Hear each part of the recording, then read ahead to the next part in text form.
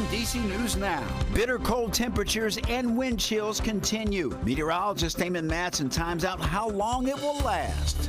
Well, it's one of the coldest days now. Tell you how the weather could impact your commute.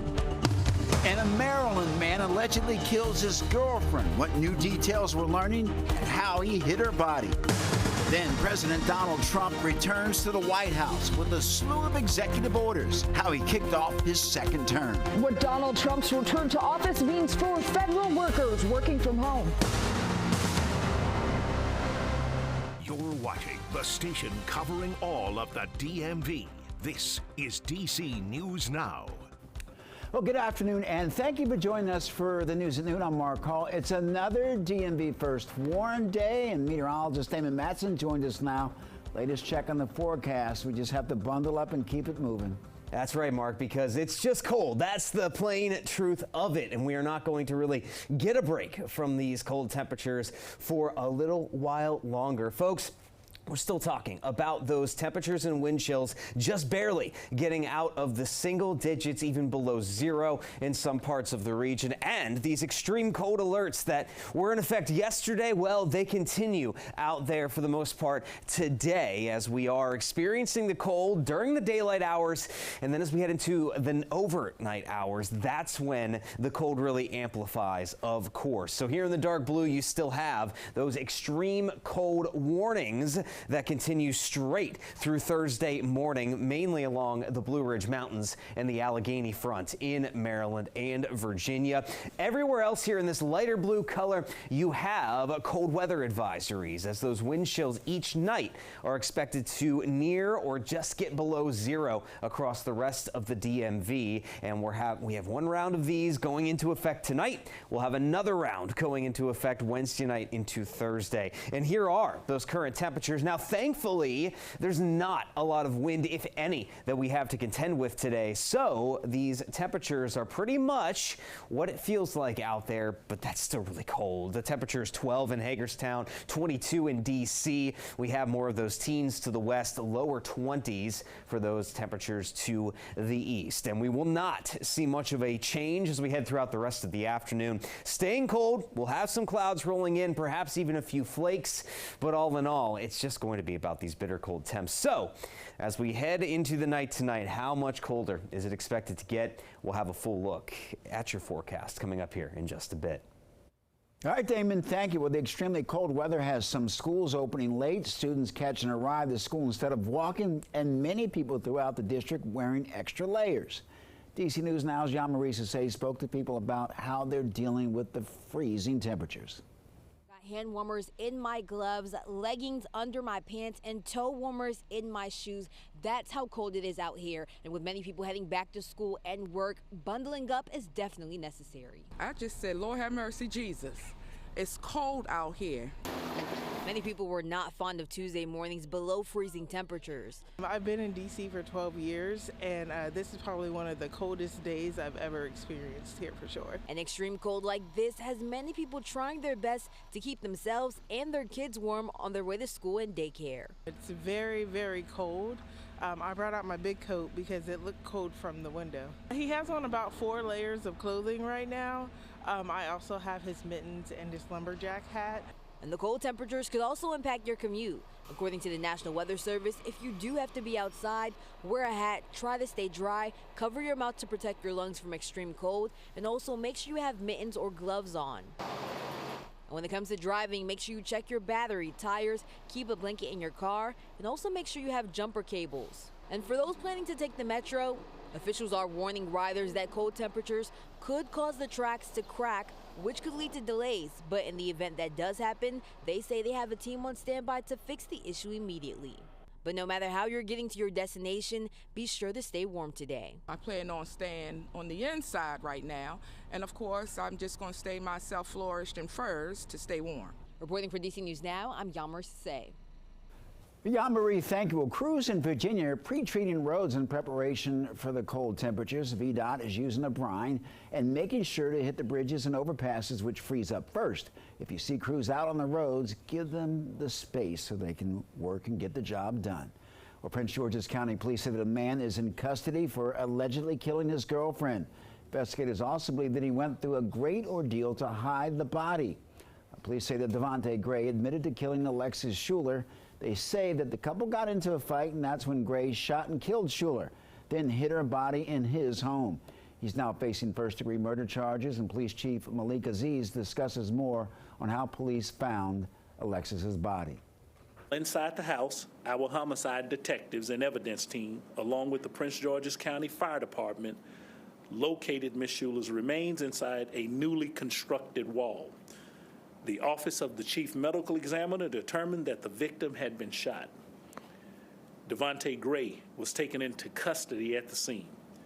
During questioning, Gray confessed to murdering Ms. Schuler and was charged with first-degree murder and related charges. Gray's court appearance set for 1:15 this afternoon in Upper Marlboro, Maryland. Well, President Trump got right to work signing several executive actions, the first declaring a national emergency at the southern border. He also ended the Biden-era electric car mandates, as well as stopping federal diversity initiatives. Both Congress and the courts could potentially block his executive orders. And the president also signing an executive order to keep TikTok up and running for 75 days. The app's China-based parent company, ByteDance, was supposed to find an American buyer or be banned on Sunday.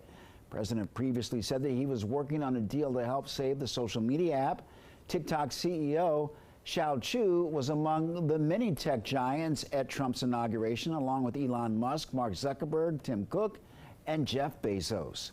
And President Trump also signed an executive order to end working from home for federal workers. Both Republican lawmakers and D.C. Mayor Muriel Bowser have been pushing for more people to be back in the office. The Federal Workers Union is pushing back, saying that remote work has helped increase productivity and efficiency. Coming up in the next half hour, our Haley Milon will have a look at how the impact this will have on the district.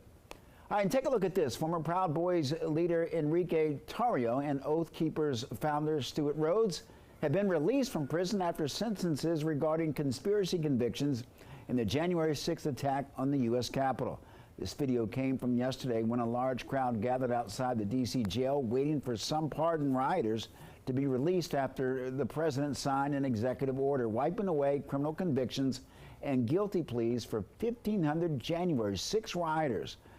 Trump called the rioters who stormed the Capitol 4 years ago hostages while signing the executive order. And as those federal workers head back to the office, the impacts will certainly be felt locally. DC News Now's Haley Milon joins us with a quick breakdown.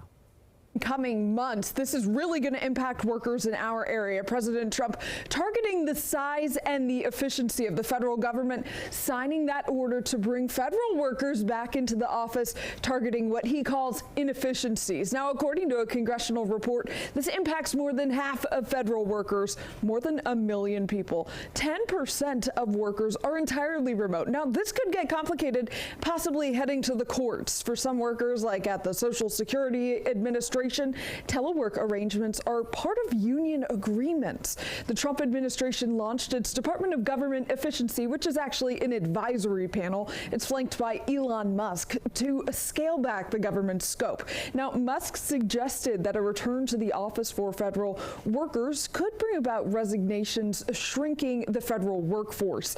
A return to the office is something D.C. Mayor Muriel Bowser and congressional Republicans actually see eye to eye on. People all across the district want to make sure we have a vibrant downtown. Most federal workers should be in the office most of the time. Now, Trump also ordered a hiring freeze on all federal government positions except for in the military. Workers could begin to see those return to work orders from their employers in coming months. Keep an eye on your direct HR and your superiors. They'll have that guidance for you. For now, I'm Haley Milon, sending it back to you guys. 3rd and 10.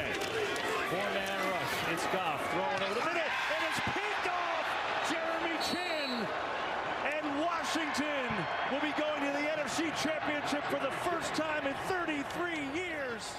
Let's go. The Commanders continue to shock the sports world thanks to their big win against the Detroit Lions Saturday night in the Motor City, and they're now playing in the NFC Championship game. If they win, That means they're going to head to the Super Bowl. Well, the dream season continues for Commanders fans, and DC News Now's Max Marcilla had the tough assignment of watching the highlight reel of Commanders fans and their reactions. And there were some good ones for sure, some really, really good ones, some videos that captured that long-awaited joy celebrated with loved ones, new and old. Check it out. It's Goff throwing over the middle, and it's picked off. That's the game, baby! Let's go! However you celebrate, and wherever you celebrate it, That's the game! this is an unforgettable moment more than 3 decades in the making. 34 years! This victory scream heard from enemy territory. Siobhan Xavier lives in Texas. I was in utter disbelief first. I mean, I think that was just like my first reaction was to just jump up and start cheering because this has been a long time coming. Fight for ODC! Not as long a wait for 8-year-old Ralph Jr. and 5-year-old Cairo celebrating with their dad Ralph in Connecticut. I felt like I just had him, my firstborn. I don't even know if that felt better. It might be just the same. I mean, I love you, son. I really do. But I love the Commanders, too. It's a love that runs deep. Yes, as deep as love between father and sons. Family. It's a family thing. And we're a Commander family. Or, in this case, father and daughters.